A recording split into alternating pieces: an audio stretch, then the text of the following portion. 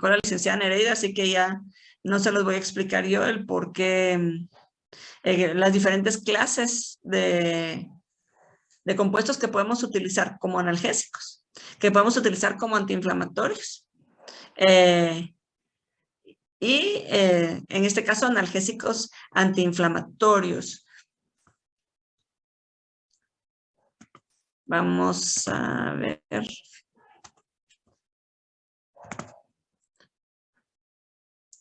Ana Alemán. Ahí, por favor, estén atentos porque eso de estarlos buscando bajo los escombros está difícil. Ana Alemán. Ya me apareció aquí en el chat. Sí, Ana, como hoy les explicó la licenciada Nereida. Buenas tardes, Ana, ¿cómo estás? Les explicó la licenciada Nereida de los analgésicos narcóticos. Tú dirías, con lo que les explicó, bien, gracias, Ana. Con lo que les explicó, ¿tú dirías que los analgésicos narcóticos también tienen acciones antiinflamatorias? ¿Qué dices tú?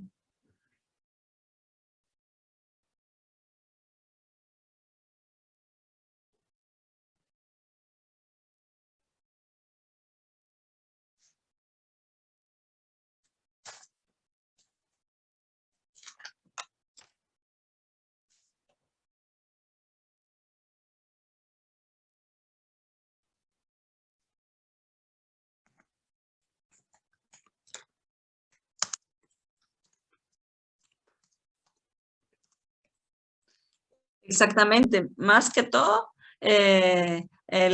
así como me dice Ana, pues solo para el dolor, sí, realmente los narcóticos, más que todo de acuerdo a lo que en el video les explicaban, de cómo es que interrumpen la sensación de dolor, ustedes ven que actúan a nivel del sistema nervioso central, realmente lo que están haciendo es bloqueando el impulso nervioso y por eso es que yo se los había mencionado también en los anestésicos generales, en el que son sustancias que nos van a ayudar para que la persona no sienta dolor y por eso es que yo les comentaba de lo de cuando a mí me tuvieron que hacer esa cirugía, el por qué me dieron un derivado de la morfina porque lo que se necesita es pues quitar el dolor, ¿verdad? Si le acaban de hacer, cuando están haciendo una cirugía, pues están generalmente, pues lo que van a hacer es abrir la piel, el tejido, los músculos para llegar al lugar donde quieran hacer la cirugía y eso pues va a causar dolor porque nuestro cuerpo tiene, por todo el cuerpo tenemos fibras nerviosas que nos van a mandar el mensaje de, ay, me está pasando algo, así como ponían el ejemplo de cuando pongo la mano y me quemo, ¿verdad? Lo retiro. Cuando uno mira los 5 sentidos y el tacto y uno pone la mano en la plancha y uno lo retira porque inmediatamente se siente el dolor, ¿verdad? Lo que quema. Entonces, los analgésicos narcóticos, generalmente por eso es que este tipo de sustancias son las que se utilizan en el momento como un coadyuvante de la anestesia general, porque se recuerdan que en la anestesia general dijimos que era quitar el dolor también, ¿verdad? Que el paciente no sintiera dolor. En cambio, en este tipo de compuestos, les digo yo, estamos poniendo analgésicos, pero ahorita vamos a ver a los analgésicos antiinflamatorios no esteroideos. Como hoy empezaron a ver también, pues, o sea, vieron hoy en el laboratorio lo que son los analgésicos narcóticos y que derivaron del opio. Entonces, si ustedes, no sé si en epidemiología vieron lo que es la escalera analgésica establecida por la Organización Mundial de la Salud. Entonces, ustedes, estos antiinflamatorios no esteroideos van a estar en el primer eslabón de esta escalera analgésica, es decir, los vamos a utilizar cuando el dolor es leve. En el segundo escalón también los podemos utilizar, pero generalmente ya los vamos a asociar con opioides menores porque pues ya está un poco más fuerte el dolor. Y si ustedes ven, ya que hoy lo vieron en el laboratorio, ya en el tercer escalón pues ya tenemos los opioides mayores, tipo morfina, que hoy les mencionaba la licenciada Nereida. Entonces, estos antiinflamatorios no esteroideos generalmente pues están ubicados en el primer eslabón de la escalera analgésica, porque es lo primero que pues vamos a utilizar cuando sentimos algún dolor y que no es demasiado fuerte. Y como yo les decía, pueden pasar a un segundo eslabón, pero ya asociándolo con algún otro medicamento que nos pueda ayudar a controlar ese dolor. Ya hemos mencionado, y ustedes ahorita lo vieron en el video y en la lectura que hicieron de la actividad que les acabo de colocar, la importancia de la biosíntesis de las prostaglandinas, que es realmente, ven ustedes que son una serie de compuestos que se van a sintetizar a partir del ácido araquidónico y que tienen diferentes funciones dentro del organismo. Y por eso es que son importantes. Y también, como en el caso de la prostaglandina E2, que se los mencionaban en el video, que cuando hay alguna lesión, alguna ataque celular, por decirlo así, o alguna modificación celular debido a alguna enfermedad, nos va a provocar esa formación de la prostaglandina E2, vasodilatación, hiperalgesia, que es el dolor, ¿verdad? Fiebre, e incluso nos puede causar, esta prostaglandina está asociada a la diuresis. Entonces, es importante y fue muy importante el identificar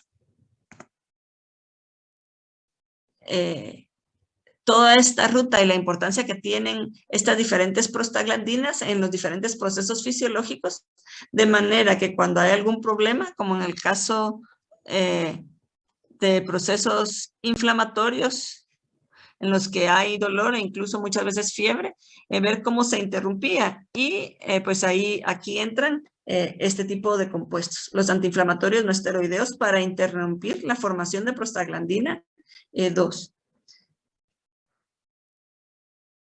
Estas sustancias, ustedes ahorita ya lo vieron en la actividad que acaban de hacer, son una clase de mediadores endógenos bastante activos dentro de nuestro organismo. Van a ejercer diferentes funciones, como yo les mencionaba aquí, vasodilatación, hay vasodilatación dependiendo el lugar donde van a actuar, e incluso pueden inhibir la agregación plaquetaria, pero por otro lado también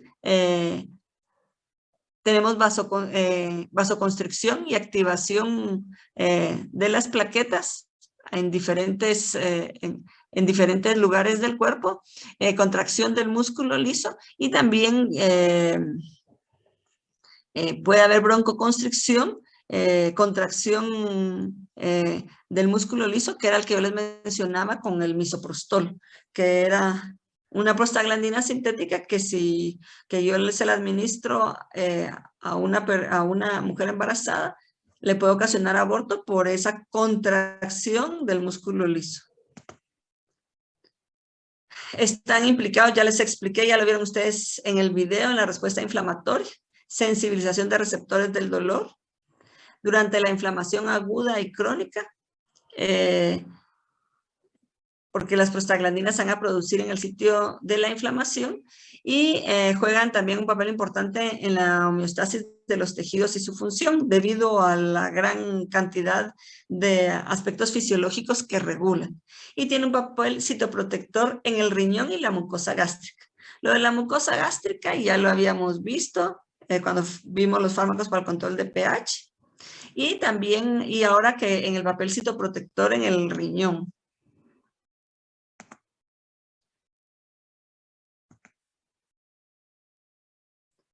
Vamos a ver, Alessandra Chajón. Alessandra Chajón.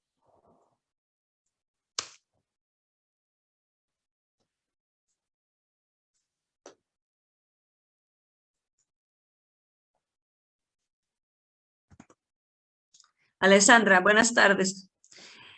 Yo les puse en la actividad, en la discusión, como estas prostaglandinas tienen un papel citoprotector en el riñón, yo les puse en la discusión que a qué se creía o a qué se debía la prevalencia de enfermedad renal crónica no tradicional en personas de Guatemala. No sé si tú sabes, si encontraste la respuesta. Eh, ¿Qué me puedes decir?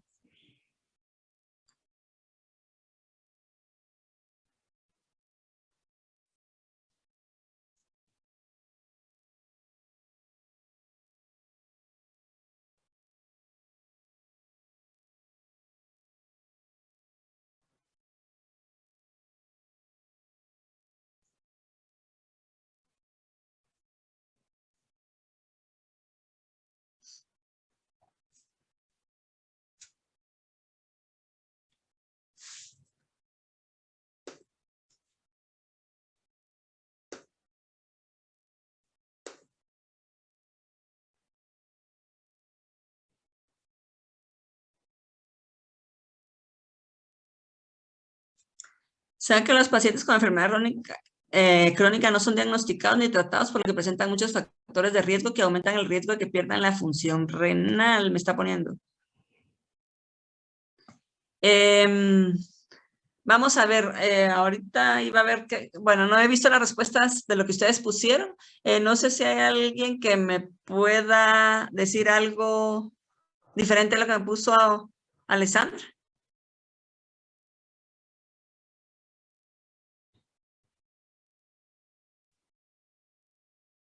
¿Algún voluntario?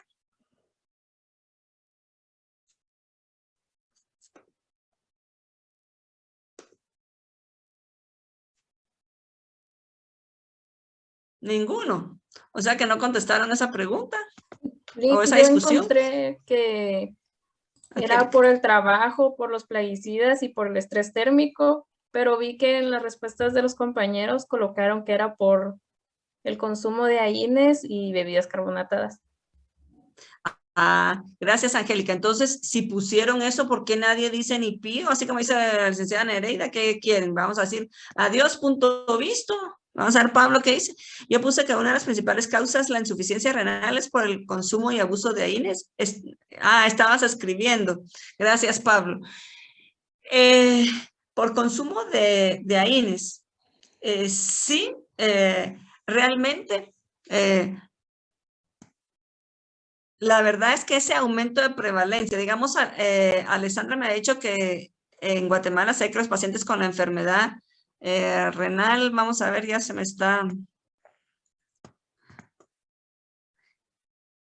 trabó, ahí está. La enfermedad tiene muchos factores de riesgo, sí, pero esos son aquellas personas que tienen una enfermedad renal y que sabemos nosotros que las personas que tienen una enfermedad renal no tienen la misma excreción, la misma función excretora, que ya vieron ustedes que un montón de medicamentos se excretan por el riñón y pues afecta eh, que al darles un tratamiento hay que ver de qué manera es que se va a excretar ese medicamento, si no se pueden intoxicar.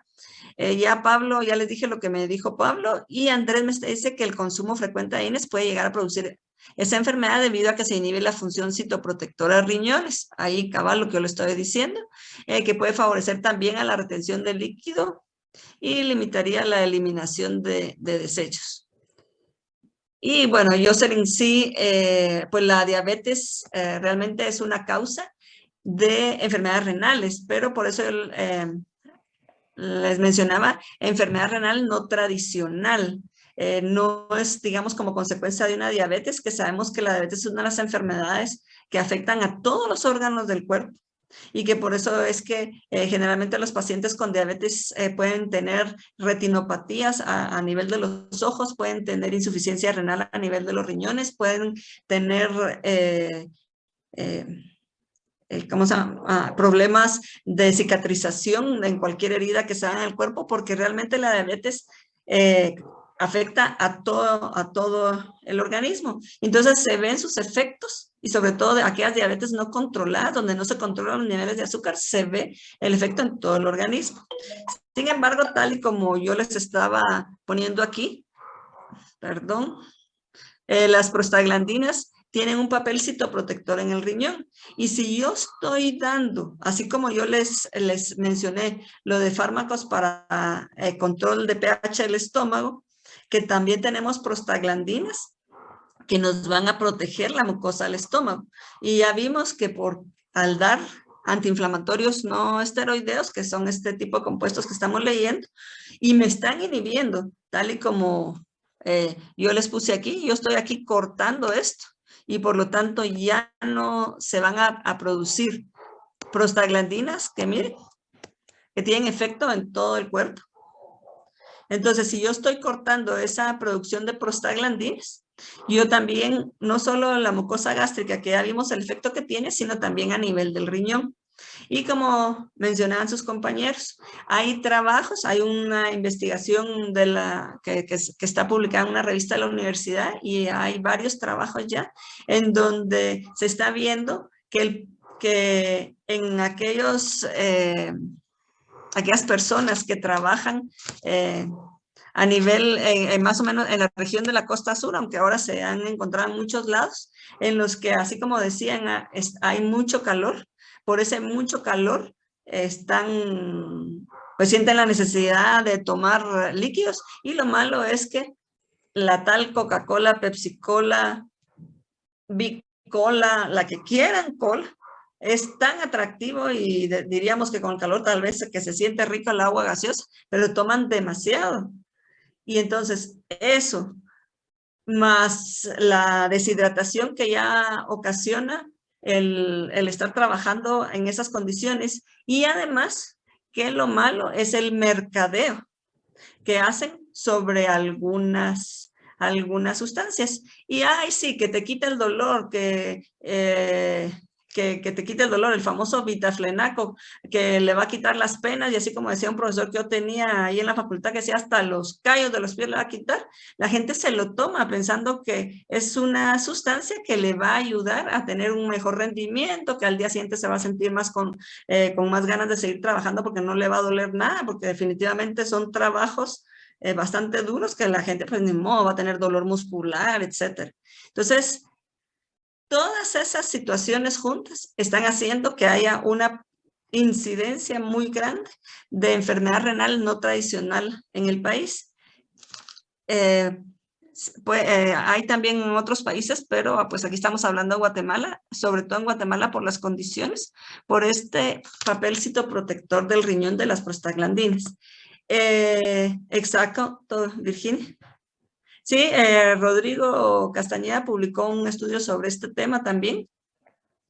Y por eso es que yo les digo a ustedes como químicos farmacéuticos, ustedes tienen que ser, ahí sí que portavoces de lo delicado que es el estar tomando medicamentos sin prescripción y solo porque, es que solo porque me duele tomo esto, porque no sé qué, porque es que solo así ya no me duele, pero hay que tener cuidado la frecuencia y el tiempo en que se toman ese tipo de sustancias. Entonces no hay nada, y ustedes lo están viendo y lo están estudiando ahorita, no hay nada que sea perfecto ni que no tenga efectos adversos.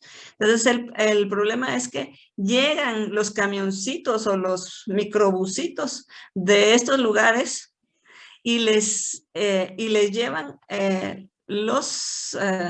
este tipo de medicamentos y les dicen que se van a sentir mejor, que se les va a quitar el dolor muscular, y entonces lo toman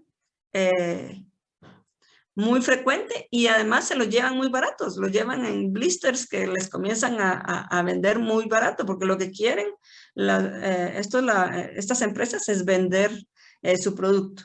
Entonces, se los menciono porque es un caso que se está viviendo en Guatemala y que ya los casos han aumentado demasiado. Lo malo es que ya está pasando en niños. ¿Y por qué está pasando en niños? A ver qué me dirían ustedes. ¿Por qué creen que está pasando en niños?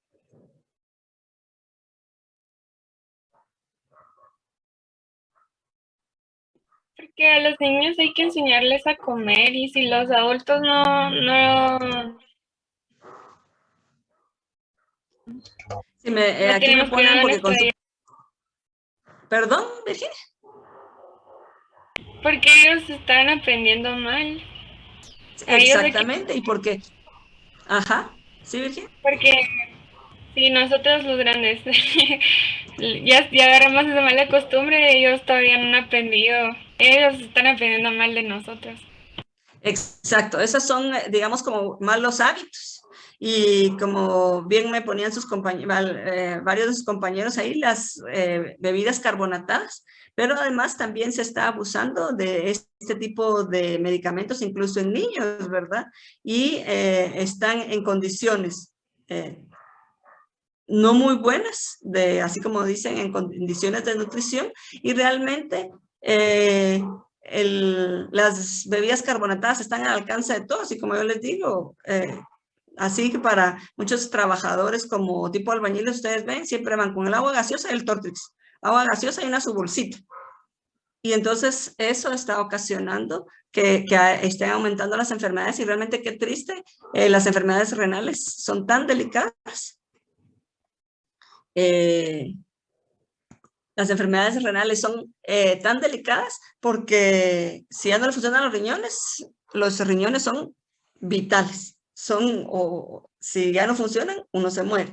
Y como me estaban escribiendo ahorita, también los antibióticos. O sea, en Guatemala, por la falta de control, hay abuso de un montón de medicamentos. A la gente le gusta tomar medicamentos, por eso les digo, ustedes están aprendiendo y ustedes van a saber que no es así nomás estar tomando cualquier cosa. Si uno lo necesita, pues lo tiene que tomar, pero si no lo necesita, mejor no tomar. Y entonces hay un abuso de la mayoría de muchos medicamentos.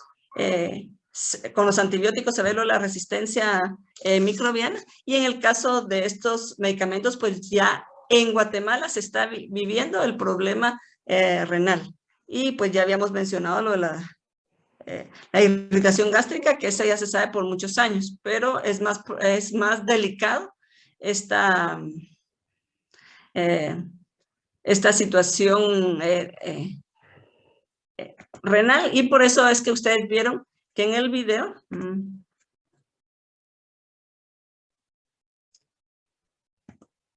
no me acuerdo que ya tenía así la diapositiva, por eso me extrañó, que en el video les mencionan el problema de los efectos adversos y ponen esos efectos adversos renales. Yo se los mencionaba muy específicamente por la situación que se está viviendo en Guatemala, y que ya hay varias investigaciones sobre ello, porque hay mucho la incidencia, se ha aumentado mucho la incidencia de estas enfermedades.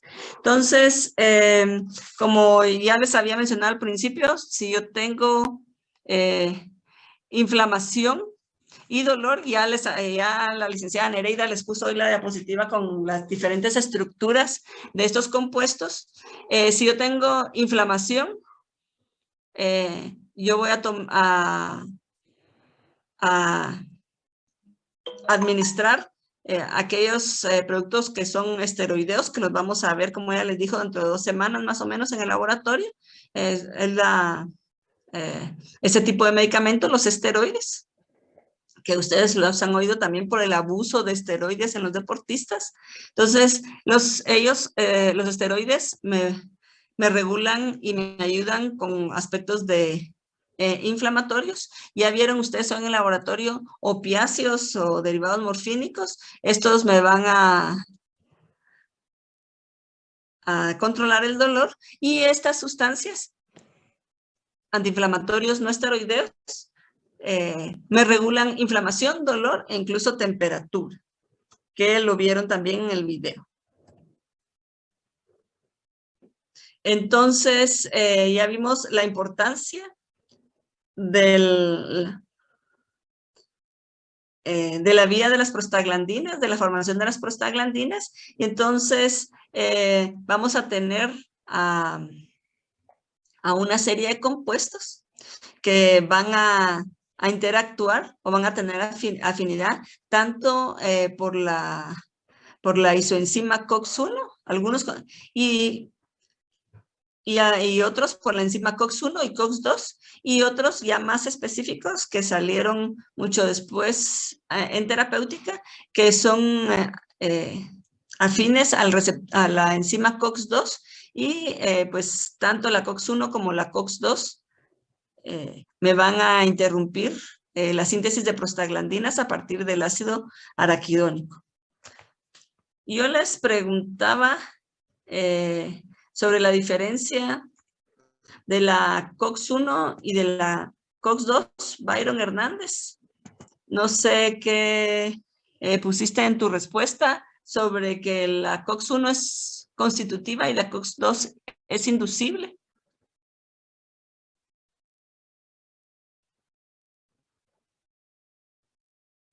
Buenas tardes, licenciada. Buenas tardes, Byron. Sí, respondí que sobre la COX-1 es porque se da en la mayoría de los tejidos y en la COX-2 es inducible ya que solo se va a presentar en ciertas circunstancias, pero no estoy muy seguro. Ah, sí, muchas gracias, Byron. Sí, es eso, realmente la COX-1 se manifiesta en muchos tejidos del organismo. Está constantemente presente la COX-1, en cambio la COX-2 generalmente se va a producir frente a una respuesta específica, una respuesta genética, una respuesta inflamatoria, entonces se produce esta isoenzima. Entonces, esa es la diferencia y por eso es que pues yo quería que ustedes repasaran eso y Byron me contestó muy bien. Entonces, no sé si hay alguna duda sobre ello, porque Byron contestó bien, no sé cómo contestaron los demás. Bien, digo yo. Gracias, Andrés.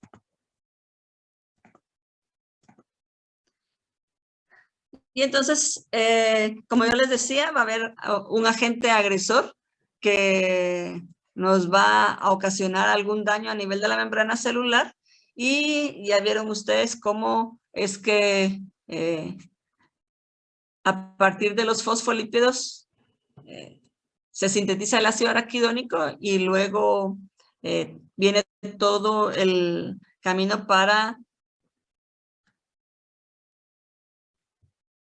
esto me quedó aquí. Para la formación de las prostaglandinas. Entonces, estos antiinflamatorios no esteroideos, los que vamos a ver, estos compuestos, como les decía el video, son diferentes familias de estructuras. Son estructuras diversas que tienen actividad antiinflamatoria. Al disminuir la inflamación también nos baja el dolor y también les decía la importancia de que hay que ver que el dolor tiene también un papel dentro de todo este proceso. Estos ya vimos inhiben las ciclooxigenasas, que son las que están involucradas en la síntesis de prostaglandinas y además de esas prostaglandinas que son una clase de icosanoides derivados del ácido araquidónico, también se van a producir tromboxanos, lipoxinas y leucotrienos. Y por eso les explicaba en el video cómo es que se produce la inflamación, la acumulación de líquidos, la producción de linfocitos, que es lo que hace que se dé el edema cuando tenemos un traumatismo o una reacción hacia un ataque a nuestras células. Un señor John, sí. Perdone que le interrumpa. En la Sí, Denilson. Yo no entendí muy bien lo de los leucotrienos. O sea, no entendí muy bien cómo qué son. Ajá. Ay, perdón. Vamos a ver, alguien que pueda ayudar a Denilson con lo que son los leucotrienos.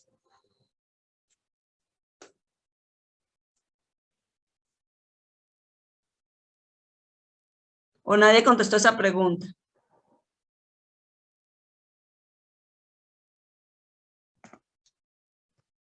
Nereida nos está ayudando que son marcadores de la inflamación por parte del sistema inmunológico. Sí, son marcadores de la inflamación. Yo les decía,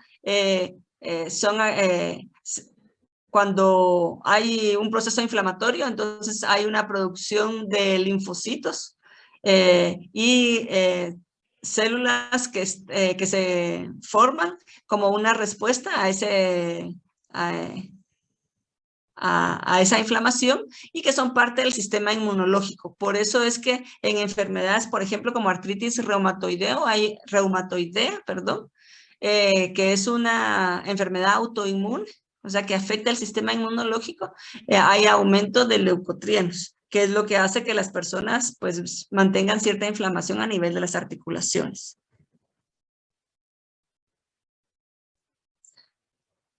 Aquí Nereida nos está diciendo que nuestro cuerpo genera diferentes sustancias químicas que informan si hay problemas. Entonces generan la inflamación para aislar objetos extraños y poder solucionar el inconveniente. Entonces, la licenciada Nereida nos acaba de ayudar y Han nos está diciendo que son esas sustancias. Es que también tenía la misma duda. Vamos a...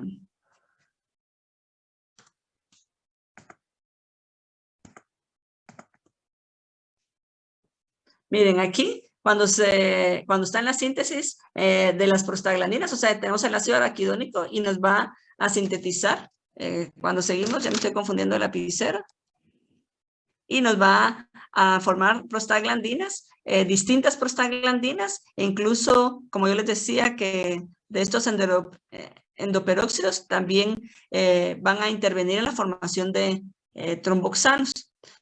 Todo eso es lo que, todo eso se forma a partir de cuando tenemos la formación de ácido araquidónico y que sigue todo ese ciclo produciendo todas esas sustancias, pero también están las lipooxigenasas. Y estas lipooxigenasas son las que nos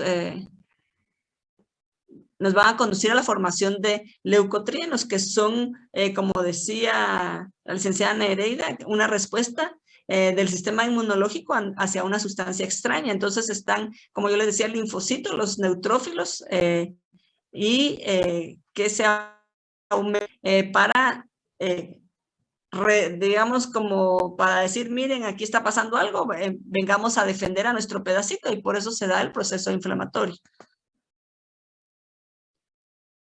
Aquí nos está poniendo Nereida. A ver, Nereida, le vamos a abrir el micrófono. Son hormonas que se derivan del ácido araquidónico y son producidos por glóbulos blancos, lo que yo les decía, los neutrófilos causan inflamación, retención del líquido que les mencionaban en el video, secreción mucosa y además opresión de los pulmones, porque esa secreción mucosa, pues además también se da a nivel pulmonar. Por eso es que hay varias enfermedades del sistema inmune. Yo les ponía ejemplo de artritis reumatoidea, pero también está, por ejemplo, enfermedades como, ¿cómo se me fue ahorita el nombre? Como fibrosis, que lo que hace es aumentar también la cantidad de moco a nivel de los pulmones y las personas tienen incluso ya dificultad para poder respirar normalmente. Entonces, es una respuesta del organismo hacia ese proceso inflamatorio. Esos son los leucotrienos. Y por eso es que ustedes ven que si uno, por ejemplo, pongamos un golpe fuerte y que hay o digamos, cuando uno tenía un raspón, y así un raspón un poquito más serio, no solo... Entonces uno ve como hay cierta hinchazón alrededor y a veces hay como secreción de cierto líquido que es, pues, que están produciéndose estos glóbulos blancos para defender el pedacito que está afectado. Entonces ahí podemos ver algo en chiquito, pero eso es los leucotrienos. Entonces yo les decía, este señor John Vane en 1971, o sea que no crean que es así tan hace tantísimos años, aunque ustedes pueden decir, la 1971, pero no es para tanto. Demostraron que la aspirina y otros fármacos antiinflamatorios inhibían la enzima ciclooxigenasa. Realmente, ustedes vieron en el video, la aspirina se usó mucho antes. Sin embargo, no se sabía exactamente el proceso fisiológico en el que participaba. Y pues en este momento se demostró que por eso es que la aspirina tenía un papel antiinflamatorio. Las reacciones son catalizadas por el complejo de enzima, que es la prostaglandina endoperóxido sintasa, que está en el retículo endoplasmático. Y esta enzima es bifuncional con dos sitios catalíticos adyacentes, pero espacialmente distintos. Por un lado tiene a la ciclooxigenasa, que ya la hemos mencionado, y por el lado opuesto tiene la peroxidasa, que es necesaria para activar los grupos hemo que participan en la reacción. Entonces, esta prostaglandina endoperóxido sintasa es la enzima bifuncional que tiene por un lado a la ciclooxigenasa y por el otro lado a la peroxidasa. Con respecto a la ciclooxigenasa, ya hemos mencionado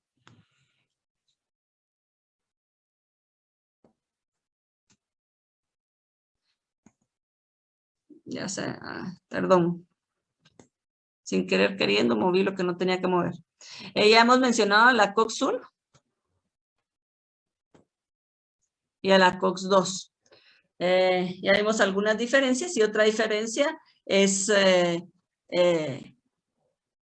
que los compuestos, vamos a tener compuestos que se van a unir a la COX-1, como yo les decía, otros que se unen a la COX-2 y muchos de ellos a la COX-1 y a la COX-2. Sin embargo, se puede ver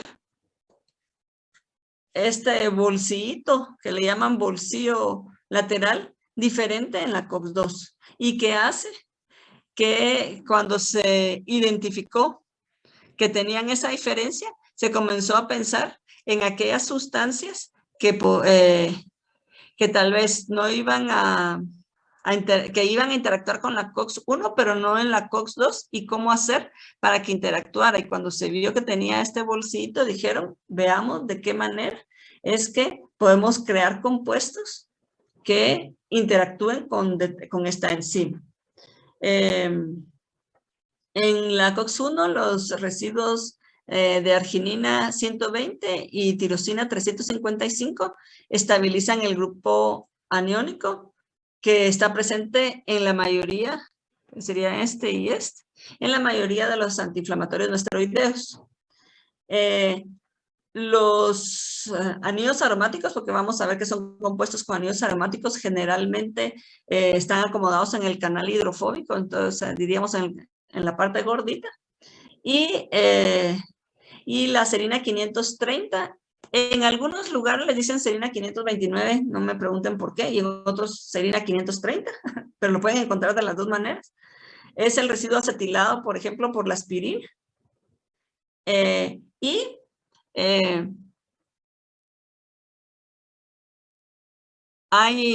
Está la isoleucina 523 en la COX-1, que vamos a ver más adelante, pero se los menciono porque se lo estoy poniendo en la diapositiva, que es relativamente voluminoso. ¿Qué pasa con eso? Ahí vamos a ver. En la COX-2, los residuos arginina 120, tirosina 355 y serina 530 también están presentes. O sea, que ven que es una enzima que tiene similitudes con la COX-1. Sin embargo, está la valina 523, que permite esa abertura del bolso lateral. O sea, este pedacito que ya les había mencionado. Y entonces ahí es generalmente donde se acomodan algunas partes o donde encajan algunas partes de aquellos compuestos que son selectivos por COX-2. Y esos grupos generalmente han sido sulfonamidas, que son parte de la estructura de estos inhibidores de la COX-2. Y son estabilizados por un puente de hidrógeno con arginina 513. En esta diapositiva, pues, se ve cómo se trata de identificar. Esto la pueden ustedes ver, como tienen el libro de Wilson. En la parte de recursos, ustedes lo pueden ver ahí, cómo es que se considera que es que interactúa la indometacina con COX-1 y nos pone qué tipo de uniones y a qué niveles que se une el compuesto, que aquí solo le ven la colita del compuesto, con la COX-1. Y cómo es que el celecoxib, que es uno de los selectivos COX-2, interactúa. Y lo que yo les decía, una sulfonamida que va a interactuar en el bolsillo lateral y aparte en las otras partes de la enzima con la cual se une. Entonces, en un dibujo más sencillo, vemos que el sitio activo de ambas ciclooxigenasas es muy similar. Pues tenemos también un canal hidrofóbico, pero en la COX-2 tenemos ese bolsillo lateral. Y que por eso, conociendo esas características, se comenzó a pensar de qué manera se podían diseñar compuestos que encajaran con este bolsillo lateral. Y eso es lo que vamos a ver. Bueno, aquí hay un ejemplo, cómo es que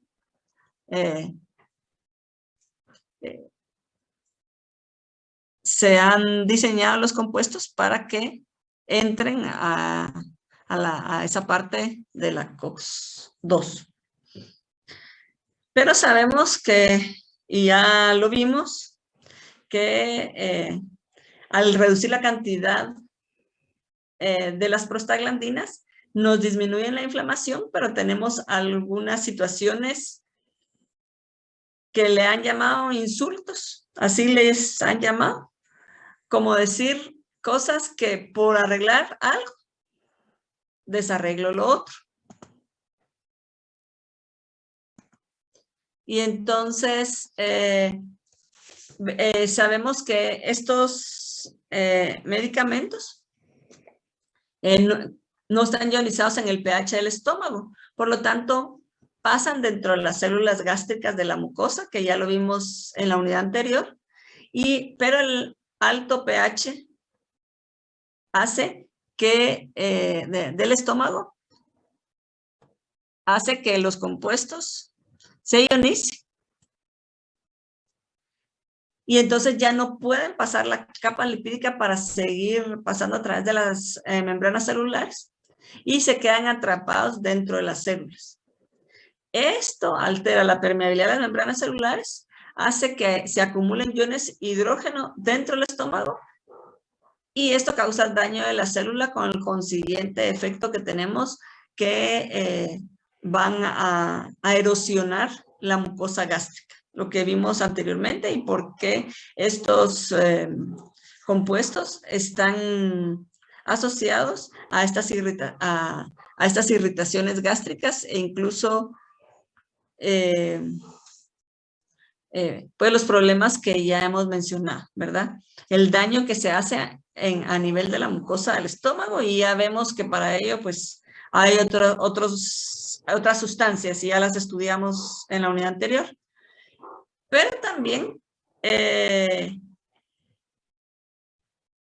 y va asociado, esta es por la ionización de los compuestos, que resulta que se ionizan por el pH ácido del estómago y por eso ya no pueden atravesar membranas celulares. Y como ya habíamos visto, el carácter ácido de estos compuestos hace que disminuya la hidrofobicidad de la capa mucosa y por lo tanto ya no me funciona como capa protectora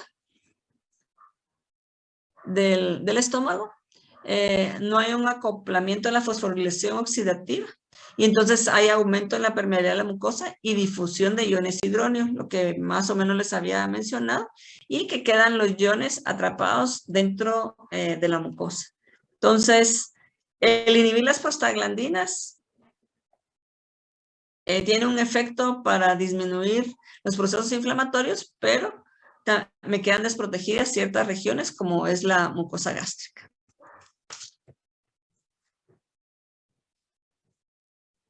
Entonces, por eso es que yo les digo, si no hay necesidad, no hay que tomar tanto estas sustancias, aunque se han vuelto como sustancias que la gente las busca para aliviar diferentes dolencias que a veces tal vez no son tan fuertes, pero si me quita la molestia, sigo tomando el medicamento. De estos inhibidores, de estas ciclooxigenasas, están los inhibidores irreversibles. Y de esos irreversibles, la aspirina es el único miembro. Por eso es que en el video les mencionaban el éxito que tuvo la aspirina desde el momento que se sintetizó y cómo es que a lo largo de los años las ventas de aspirina son altísimas y representan económicamente pues una gran ganancia para los laboratorios que venden aspirina. Inhibidores competitivos reversibles de ambas COX. Tenemos pues otra clase que son inhibidores competitivos y reversibles, o sea que no, se revierte su acción. Inhibidores dependientes lentos de ambas ciclooxigenasas. Estas sustancias se unen al receptor, inducen un cambio a la enzima, inducen un cambio conformacional de esta y se unen fuertemente a ella, pero se van disociando lentamente hasta llegar a un equilibrio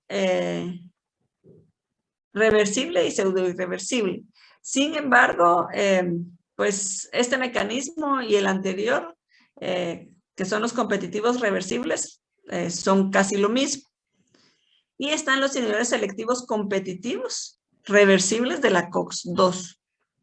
Esos son los agentes que inducen un cambio conformacional de la COX-2, pero que no tienen afinidad por la COX-1, o sea, no interactúan con la COX-1. Esto aumenta, el cambio que tienen estos compuestos aumenta la afinidad del inhibidor por más de 10 veces, uniéndose fuertemente y disociándose lentamente. Son compuestos que tienen afinidad por la COX-2, producen una potente inhibición y son selectivos, ¿verdad? Por eso es que cuando salieron estos compuestos, causaron revolución, pero ahí vamos a ver que la revolución no duró tanto y también hay que tener cuidado con ellos.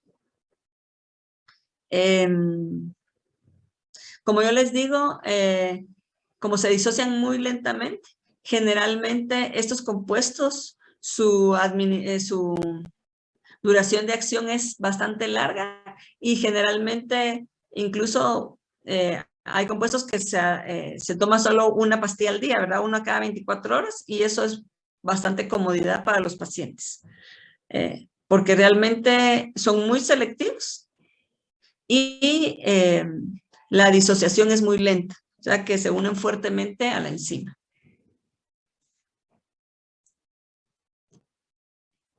¿Alguna pregunta hasta aquí?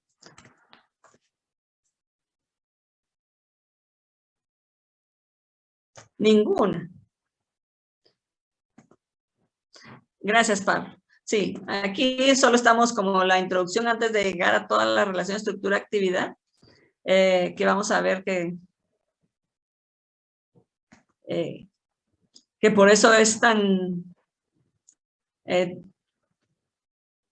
específica la relación estructura-actividad tomando en cuenta las características de las ciclooxigenasas. Entonces, los antiinflamatorios clásicos no selectivos generalmente se unen a las dos ciclooxigenasas, interactuando con el canal hidrofóbico. ¿Se recuerdan? Yo les mencioné cuál era el canal hidrofóbico. Aquí lo podemos ver en este dibujito.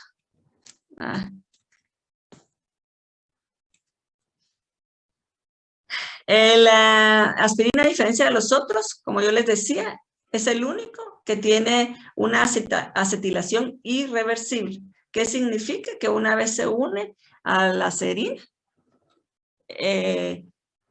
tanto en la COX-1 como en la COX-2, ya no se desprende de ella, pues, o sea, ahí sí ya no hay disociación, sino que esa enzima diríamos que ya se fue a la basura hasta que se regenera. Ustedes saben que el mismo cuerpo va produciendo más enzimas. Entonces, la aspirina acetila de manera irreversible un residuo de serina en la COX-1, como yo les decía, es la serina 529 o la 530. Y en la COX-2 la serina 516, previniendo que el ácido araquidónico, que sería, por ejemplo, este que está aquí, pueda llegar al sitio catalítico.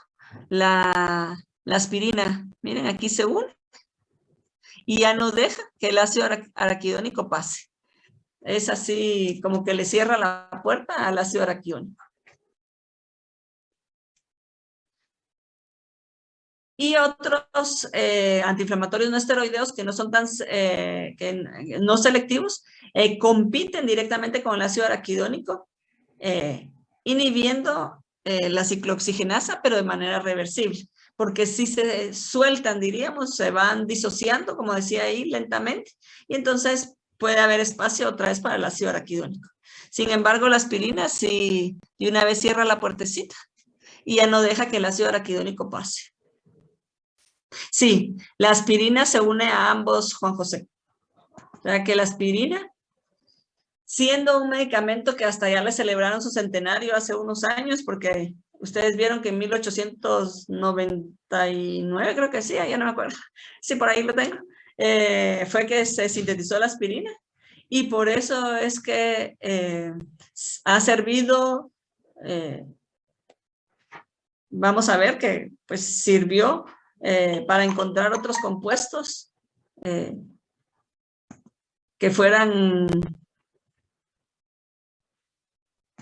que tuvieran la misma acción, pero diríamos que como la aspirina ninguna, pero sabemos también que la aspirina puede causar algunos otros efectos que a veces no son tan deseados. Entonces es muy especial la aspirina y por eso la importancia de la misma y como les decía el video, las ganancias que se tienen con la venta de la aspirina. Los que son inhibidores selectivos de la COX-2 son los que vamos a llamar COX-CIPs, así se les llamó, son los COX-CIP. Entonces está, por ejemplo, que ya les había mencionado el Celecoxib, terminan con su palabrita COX-CIP, se unen a la COX-2 de una manera muy selectiva, muy débilmente la COX-1, pero realmente su mayor acción es sobre la COX-2.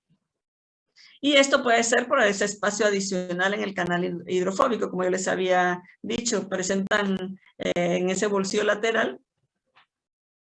Y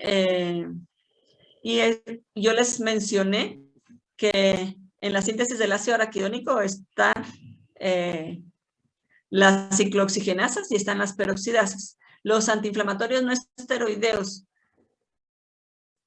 no afectan al sitio peroxidasa. En estos que vamos a ver, que es la aspirina y todos sus parientes, que son antiinflamatorios no esteroideos, que tienen una acción antiinflamatoria, además de analgésica, y que me bajan la temperatura.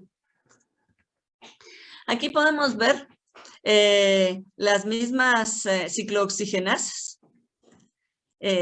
pero ya viendo los aminoácidos. Entonces, como les había mencionado, la ciclooxigenasa 1 tiene esta isoleucina a este nivel. Y entonces, esta isoleucina, al ser de este tamaño, no permite que haya acceso a esta parte de la enzima. Por eso se dice que la ciclooxigenasa 2 tiene el bolsillo lateral, pero realmente lo que pasa es que a ese nivel la ciclooxigenasa 2 tiene una valina mucho más chiquita que permite el acceso a ese bolsillo lateral. En cambio, o sea, las enzimas son muy similares. Por cuestiones gráficas se han dibujado sin el bolsillo lateral, pero lo que le pasa con la ciclooxigenasa 1 es que con este aminoácido es como que corta aquí, ya no me deja ingresar al bolsillo lateral. Por eso les mencionaba yo de que cómo es que la aspirina interactúa con ambas ciclooxigenasas, pero no todos los compuestos por esta isoleucina pueden pasar a esta otra parte de aquí. Por eso es que la ciclooxigenasa, en la ciclooxigenasa 2, al estar esta valina que es más chiquita, me permite entrar a ese bolsillo lateral. Eso es lo que realmente pasa. El aminoácido que está al final del canal hidrofóbico es la que no me permite pasar a ese bolsillo lateral. En la ciclooxigenasa yo voy a tener el sitio de unión, un centro catiónico y 2 áreas hidrofóbicas, y por lo tanto eso tengo que tomar en cuenta cuando yo vaya a diseñar mis compuestos. El sitio catiónico corresponde a una guanidina de la arginina. La primera área hidrofóbica está localizada al lado adyacente del canal catiónico, y la segunda región descansa bajo y afuera del plano con la primera área hidrofóbica. Entonces, pues vamos a ver la importancia de los sustituyentes aromáticos como por estas áreas hidrofóbicas, y la importancia de la parte iónica para que se unan al centro catiónico de la enzima. Algunas sustancias vamos a ver que se unen al centro catiónico y a la primera área hidrofóbica. Y otros sí pueden unirse al centro catiónico y a las otras 2 áreas hidrofóbicas, y por lo tanto tienen una mejor unión con la enzima, y por lo tanto vamos a ver también con ello diferentes duraciones de acción de los compuestos. La única manera de que estos compuestos se unan a las 2 áreas hidrofóbicas es casi que diríamos casi obvio que tenga que tener 2 anillos aromáticos que estén en forma perpendicular y no coplanares, de manera que se puedan unir. Ustedes aquí, digamos, vemos este compuesto. Tiene 2 anillos aromáticos. En cambio, este otro compuesto solo tiene un anillo aromático y solo se une en un área hidrofóbica. Si los 2 anillos aromáticos están separados por uno o más enlaces sigma, los 2 anillos pueden asumir un gran número de conformaciones debido a la rotación de ese enlace, pero pocas se van a complementar con el receptor. Cuando hacemos rígida la molécula, si ustedes se recuerdan en Química Medicinal 1, yo les dije que una estrategia del diseño de fármacos es hacer que las moléculas sean rígidas. Entonces, de esa manera se obtiene una conformación correcta y generalmente tenemos como resultado fármacos potentes, fármacos que son mejores que si tienen flexibilidad. Entonces, en este caso, para unirse con las ciclooxigenasas, es preferible que la molécula sea rígida, que no pueda adquirir varias conformaciones, porque es preferible que de una vez se diseñe con la conformación correcta.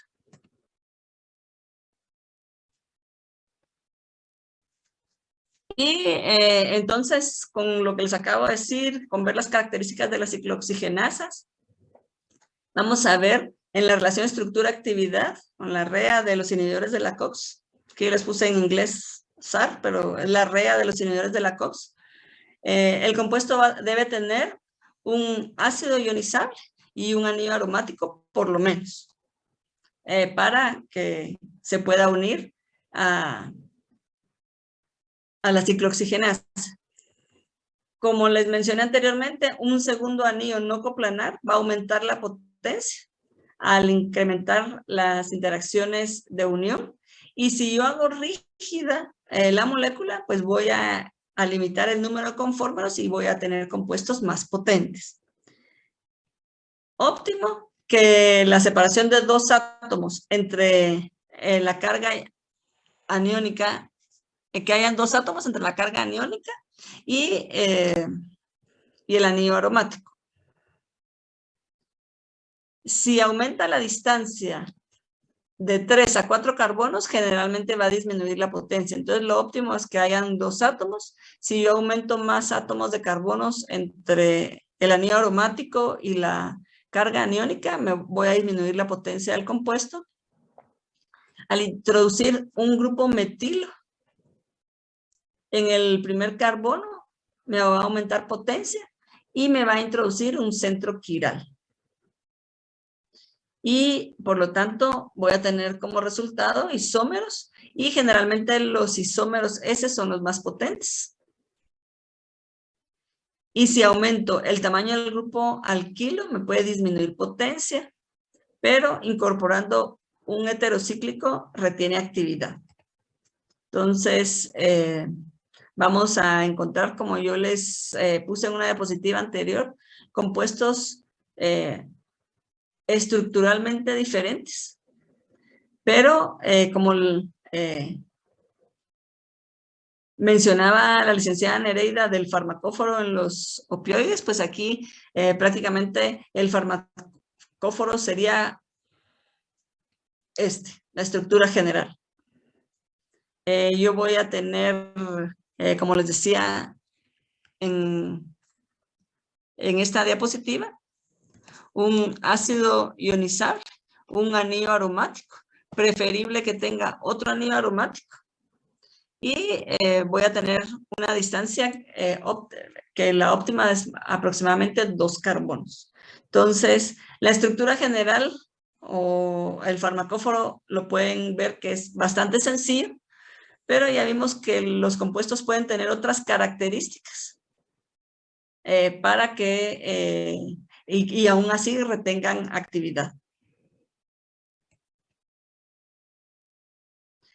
La mayoría de estos compuestos antiinflamatorios no esteroideos son ácidos orgánicos, porque ya les mencioné que se necesita esta función ácida.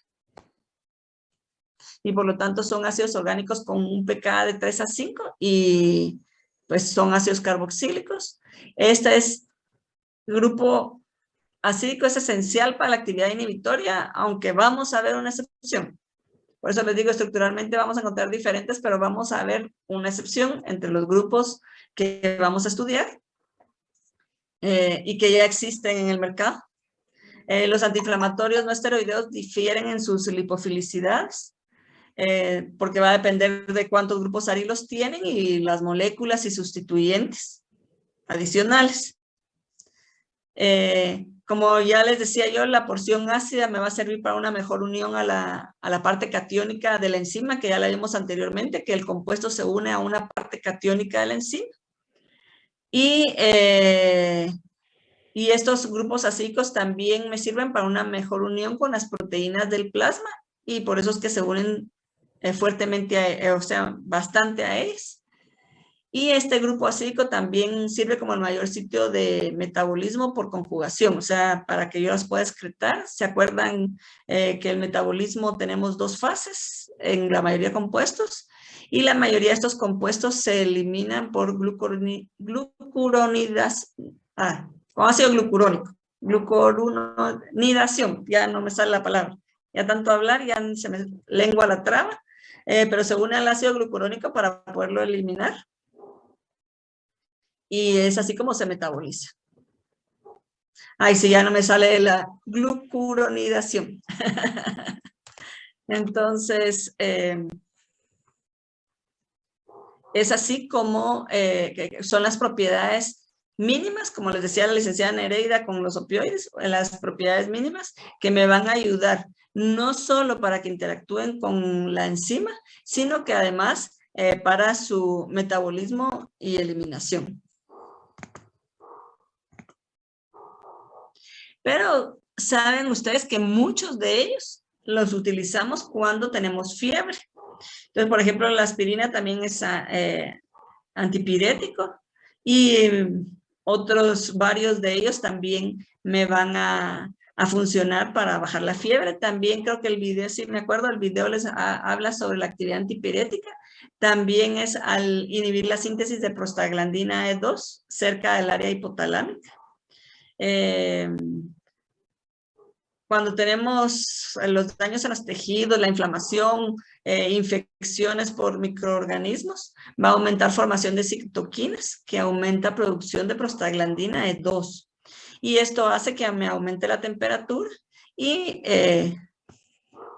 entonces estos medicamentos también me sirven.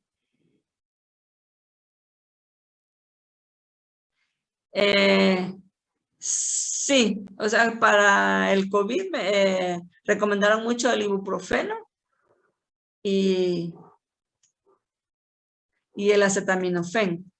El acetaminofén lo vamos a ver más adelante. El acetaminofén generalmente, o sea, se recomendaba por los casos de que tuvieran temperatura, porque hay algunas personas que con el COVID les dio temperatura, no a todos les da, y el ibuprofeno como antiinflamatorio.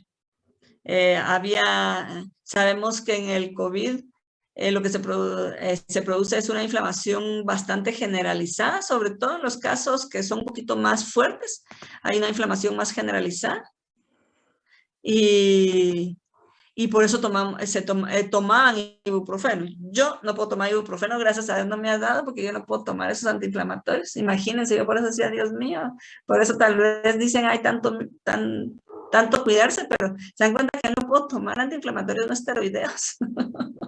¡Qué horror! Y el acetaminofén les va a quitar la temperatura, pero no es antiinflamatorio. Entonces, por eso es que usan la combinación. Sí, no, yo estoy fregada, dijo. Bueno, yo con el esteroide. O sea, se dan cuenta, yo tengo o esteroides o opiáceos. El de en medio me lo como porque no lo puedo usar. Y como les decía el video, tenemos una serie de familias diferentes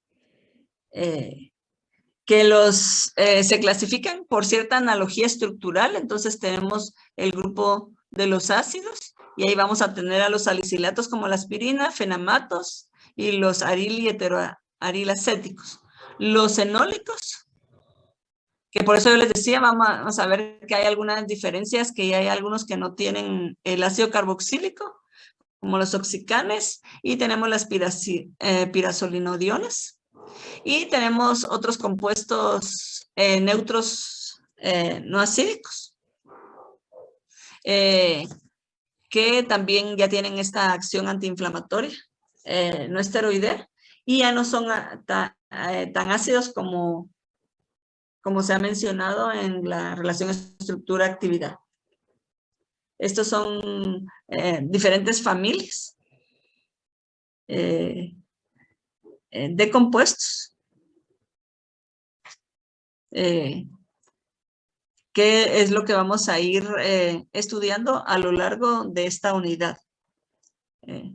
Los ácidos, los derivados aril, heteroaril, acético, los indoles, derivados del ácido antranílico,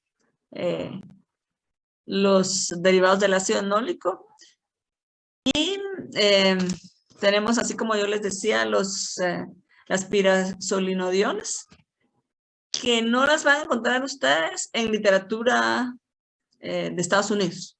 En Estados Unidos no se venden esos compuestos. Entonces, por eso digo, en esta diapositiva no está, porque en literatura de Estados Unidos no se encuentran esos compuestos, no se usa. Y bueno, creo que por el día de hoy vamos a quedarnos hasta ahí. Y no sé si hay alguna pregunta. Creo que muchas de las cosas que vimos hoy, ustedes ya más o menos tenían una idea. Hemos hablado anteriormente de las ciclooxigenasas y hemos hablado de los antiinflamatorios. Y pues ya es un tema oído por ustedes. Entonces, si no hay ninguna pregunta, si está todo claro, porque esto fue una introducción. Nos vemos el viernes, pasen buena noche. Y el que pueda ir a votar mañana, pues los insto a que participen y ejercen su derecho al voto. Chicos, solo antes que se vayan, una observación, por favor.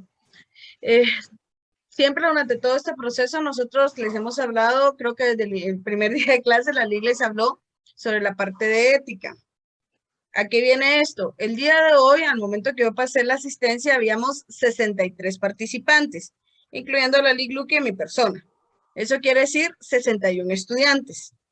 Me sorprende que cuando cerré la lista de asistencia, tenía 62 participantes que se inscribieron y después alguien me escribe de que no había llenado la asistencia porque estaba tomando anotaciones. Entonces, parte de la falta de ética es que ustedes anoten la asistencia a compañeros que no están presentes, ¿sí?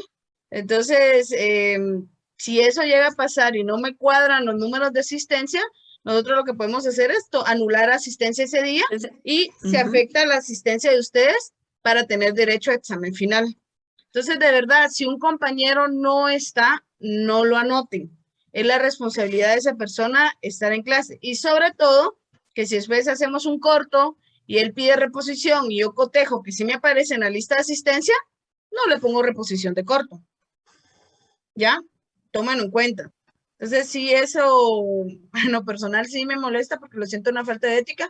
Confiamos en ustedes en pasarle el link para que se anoten asistencia, porque les cuento, mi hermano recibe clases en maestría de ingeniería y la asistencia con ellos es de forma presencial, así, verbal, y todos tienen que contestar a viva voz. Creo que no estamos niñitos de primaria para que pasemos la asistencia de esa manera. Podemos confiar en ustedes de llenar la asistencia de forma honrada, cada quien solo llenando su link de asistencia, pero si no, vamos a tener que recurrir a esas tomar otras medidas. Y una medida puede ser hacer examen al final, siempre. Y esa va a ser la toma de asistencia, el examen. Esa va a ser la toma de asistencia o un examen a medio periodo y esa va a ser la toma de asistencia y ya no solo llenar un formulario. Lo otro que pueden hacer es que estén mandando el enlace a la persona que no esté, o sea, copian el enlace y se lo mandan a la persona que no está presente y eso también es incorrecto. Ahorita un estudiante me pidió permiso para retirarse a la clase, pues yo espero que no esté en la lista de asistencia, porque si está en la lista de asistencia, se la anulo porque ya me pidió permiso para salirse de clase.